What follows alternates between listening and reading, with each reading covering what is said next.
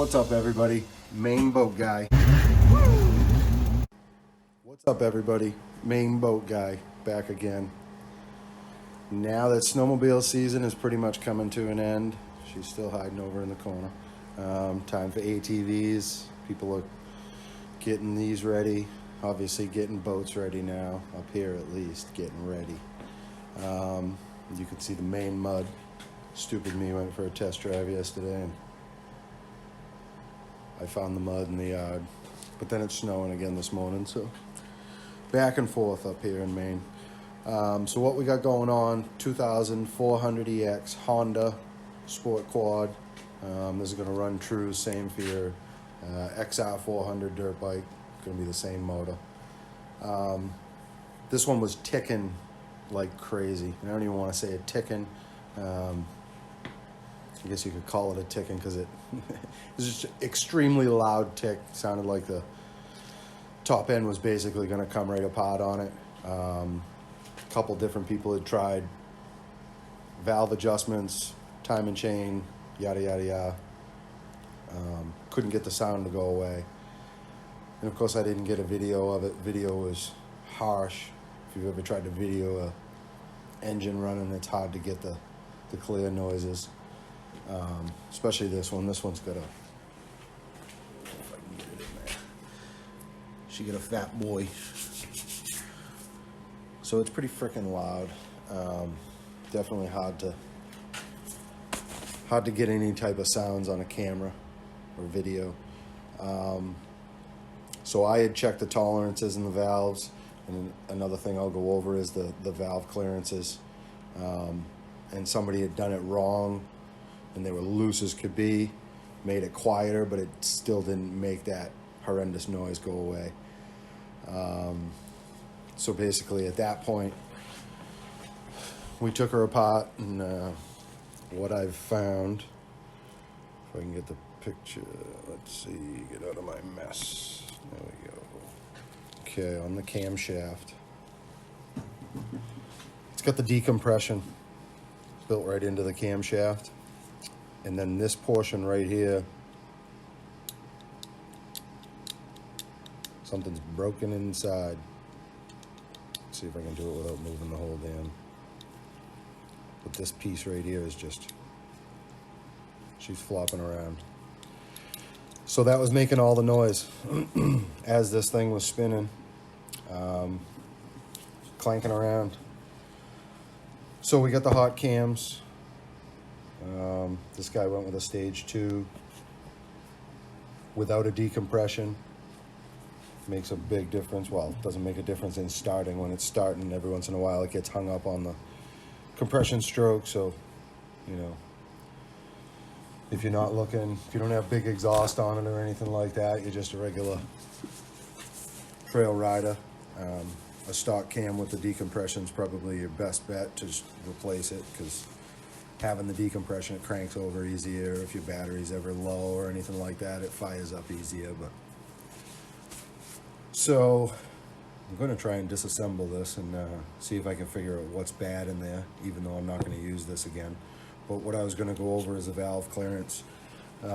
When I had found it, or when I had got the wheeler and I had first checked for valve clearance, this is going to be different than stock because of the hot cams, but we're just going to go by this for reference. So it's 0.13 millimeter valve lash on your intake and 0.15 millimeter on your exhaust.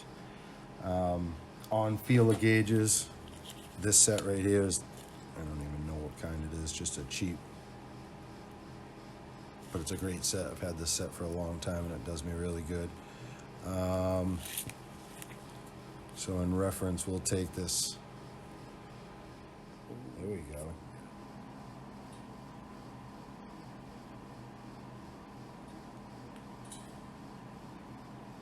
So you've got 0.005.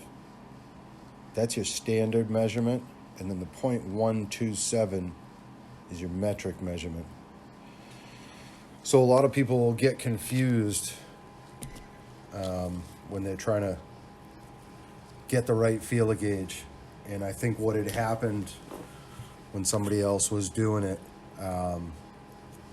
with that being 0.15, basically they're grabbing the 0.15 standard measurement. If I can find my 0.015. So what they're doing is, what some people do, I'm not accusing everybody of this, because I've been not paying attention sometimes and grab the wrong one, but you can kind of tell pretty quick if you know if you've done it enough. So your 0.015 is going to be a 0.381 millimeter. So that thing is like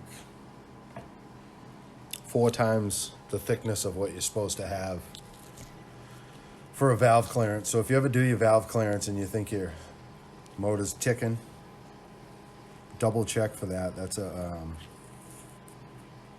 a mistake that can, I mean, it's not going to hurt you, a little valve noise, but can get kind of annoying. I know it annoys me.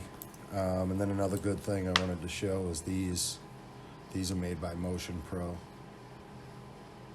And if I knew how to do it, I'd put a link to them in the description, but I have no clue how to do that.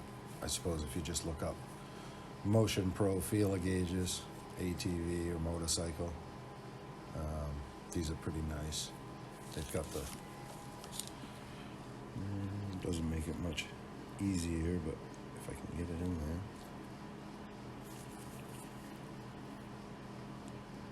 They've got the measurement on the metric on one side and standard on the other. That's better. That's what it is. I got it upside down. Yep, so standard on one side, metric measurement on the other side. But yeah, that makes a big difference. So hopefully that helps you with something to look for, because that will be your rattle. Basically, that's your gear side. So if you just take the valve cover off, that's the pain in the butt of it all, is if you got a paper gasket, you're going to tear the gasket.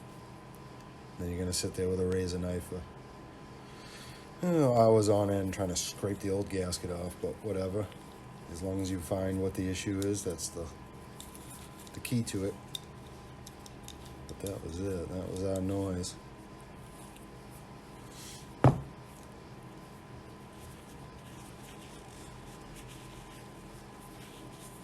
All right, everybody.